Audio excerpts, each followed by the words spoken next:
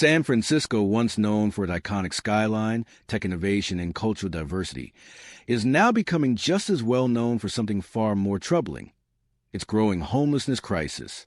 On nearly every corner, the city tells a different story, not of progress, but of people struggling to survive in the shadows of billion-dollar high-rises. As of 2024, San Francisco's homeless population has reached an all-time high. According to the city's Department of Homelessness and Supportive Housing, over 16,600 people are living without permanent shelter. That's up from 13,235 in 2022, and nearly a 20% increase compared to a decade ago. And that's just the official count. Advocacy groups estimate the real number could exceed 20,000, when including the unsheltered who are often missed in data collection. If this trend continues, projections estimate the homeless population could surpass 35,000 by 2030, an increase of nearly 130% from 2020 levels. To put it plainly, San Francisco faces a future where homelessness becomes even more widespread, unless drastic action is taken. So, how did we get here? In 1980, San Francisco had fewer than 1,000 people experiencing homelessness.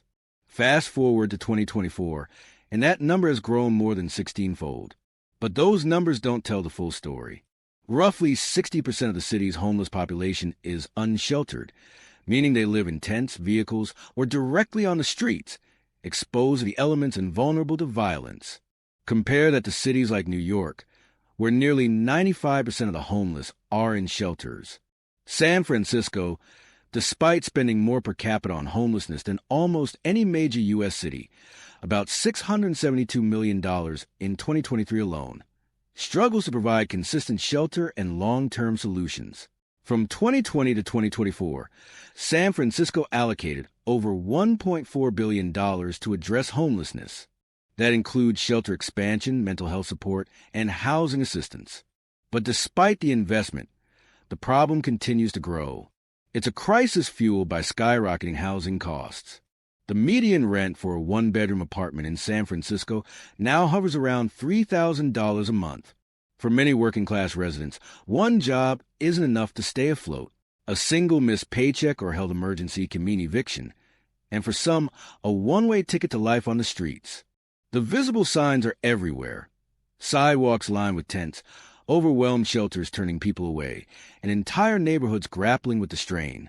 Even as new luxury condos rise, so too do makeshift encampments just blocks away, a painful contrast that defines the city's growing divide. The housing crisis, where the collapse began. In 2008, the median rent for a one-bedroom apartment in San Francisco was around $1,800. Fast forward to 2022, and that number has surged to over $3,000. That is a 66% increase in just 14 years, far outpacing wage growth. For those living on minimum wage or fixed incomes, the math simply doesn't add up. It's not just rent. The cost of living in San Francisco is now 84% higher than the national average. Everything, from groceries to transportation to healthcare, is more expensive here.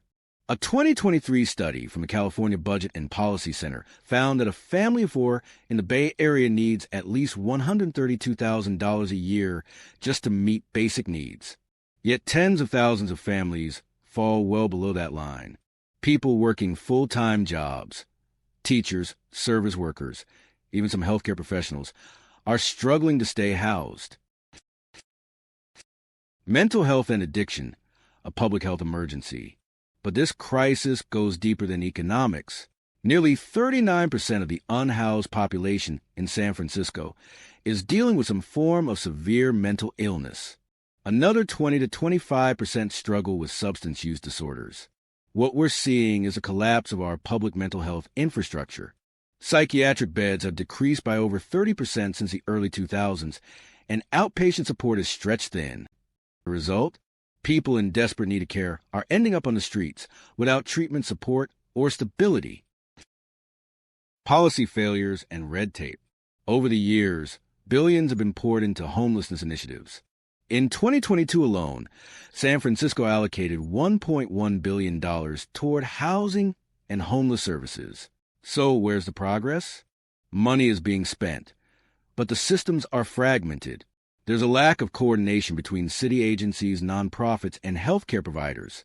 We're treating symptoms without addressing root causes. The result is a cycle of temporary fixes, emergency shelters, sanctioned tent sites, short-term motel vouchers, without long-term, sustainable housing solutions. The human cost. For those living on the streets, the crisis is more than a lack of shelter. It's a daily fight for survival. Homeless individuals face dramatically higher rates of chronic illness, mental health conditions, and premature death. According to a 2023 UCSF study, the average life expectancy for someone experiencing homelessness in San Francisco is just 53 years old, nearly 25 years less than the city's average.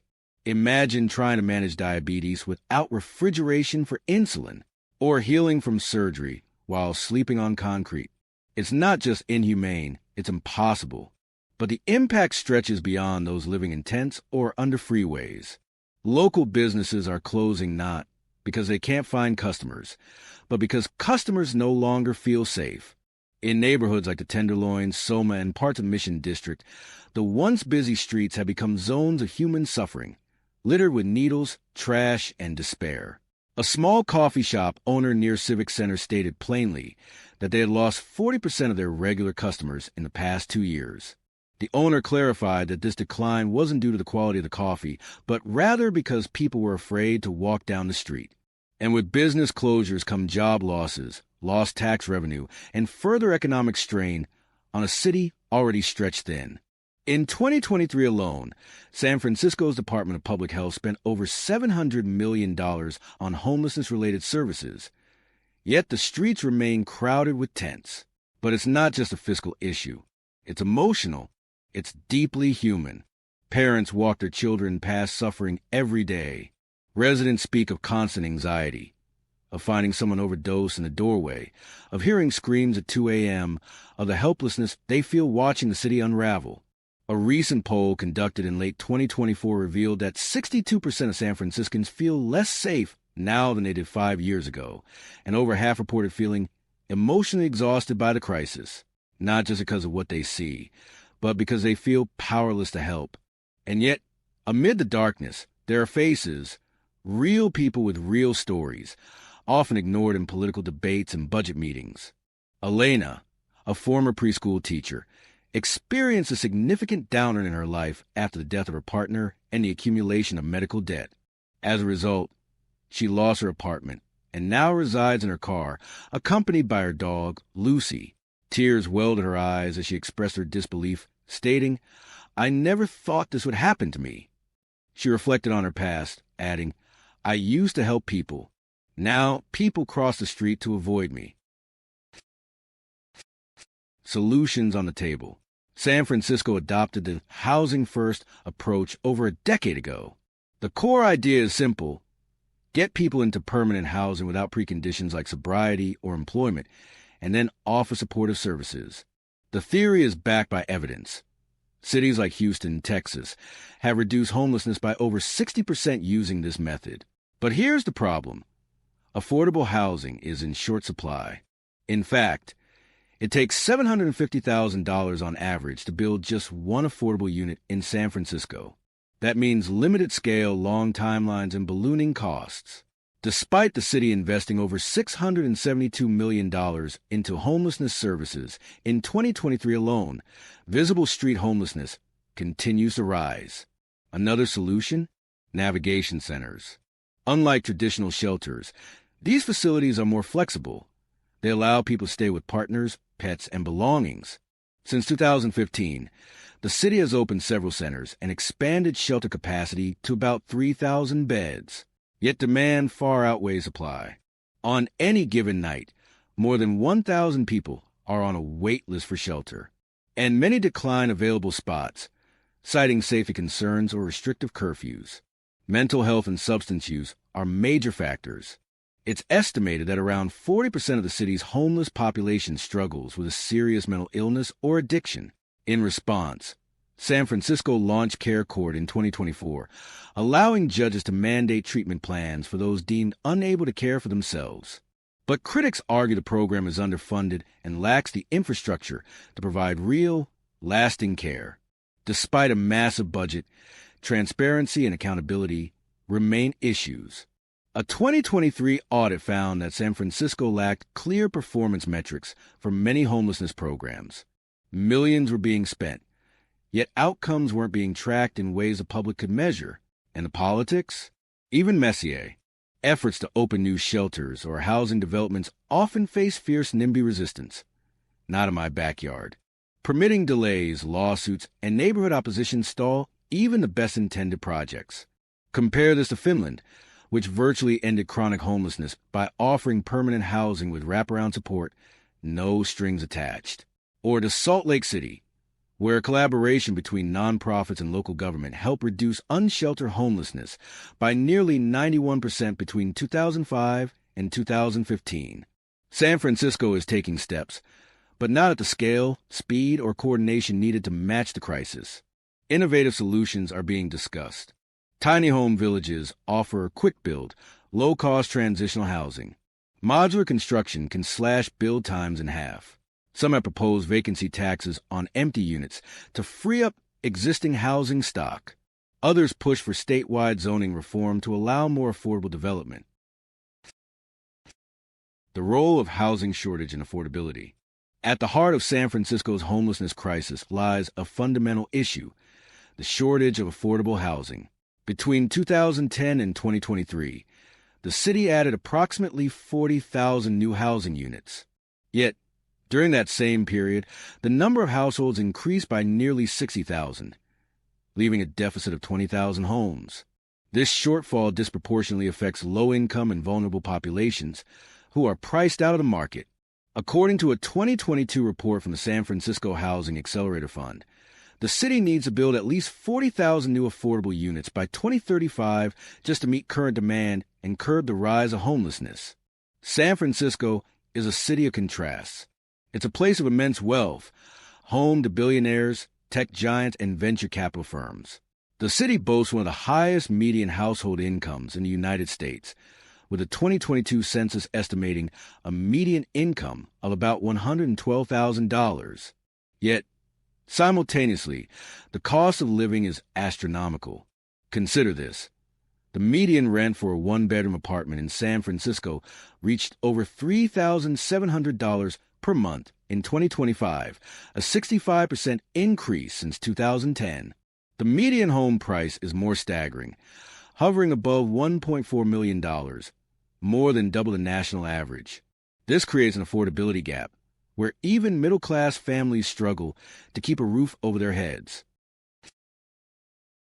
A crisis decades in the making. This didn't happen overnight.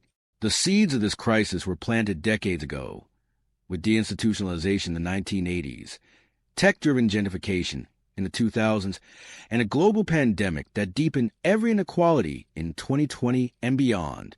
From economic downturns to housing shortages, from broken safety nets to surging drug epidemics, San Francisco's homeless crisis is a result of long-term neglect, misguided policies, and a system that too often leaves the most vulnerable behind.